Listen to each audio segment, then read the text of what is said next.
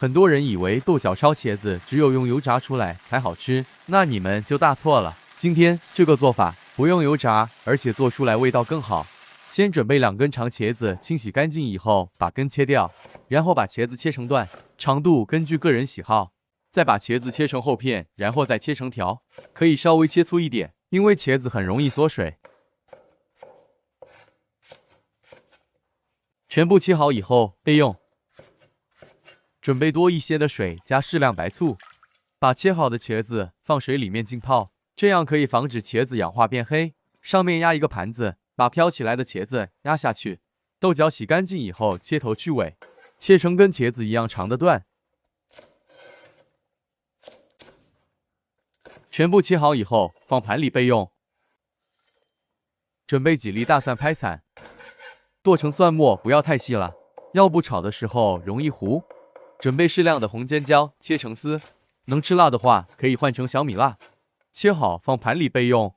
下面调一个料汁，加入盐、鸡精、略多一点的白糖、生抽、少量老抽和蚝油，1勺淀粉，再加少量水，搅拌均匀。提前把料汁调好，炒菜就不会手忙脚乱了。锅里水开以后，加1勺盐，放少量油，把豆角下锅，这样豆角煮出来颜色更翠绿。也可以让豆角入个底味，一定要完全煮熟以后再食用。煮至断生以后捞出，可以过一下凉水，这样颜色不会发黄。锅里放油，油热以后下入茄子煎一下。如果用油炸的话，有一些浪费油，不太适合家庭操作。直接下锅炒的话又炒不熟，吃起来口感也不好。用油煎一下可以让茄子变软，也不用太多油，这样做出来口感才好。每天都分享各种做菜小技巧，您就点赞支持一下吧，非常感谢。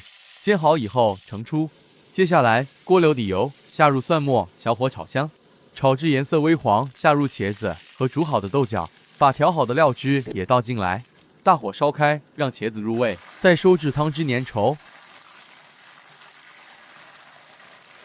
最后把红尖椒下锅简单翻炒一下，炒至断生以后就可以了。炒好以后出锅装盘，这样做出来的豆角烧茄子好吃入味不油腻。注意事项：盐要少放，要不很容易咸。糖是盐的2倍到3倍，吃起来咸咸微微甜。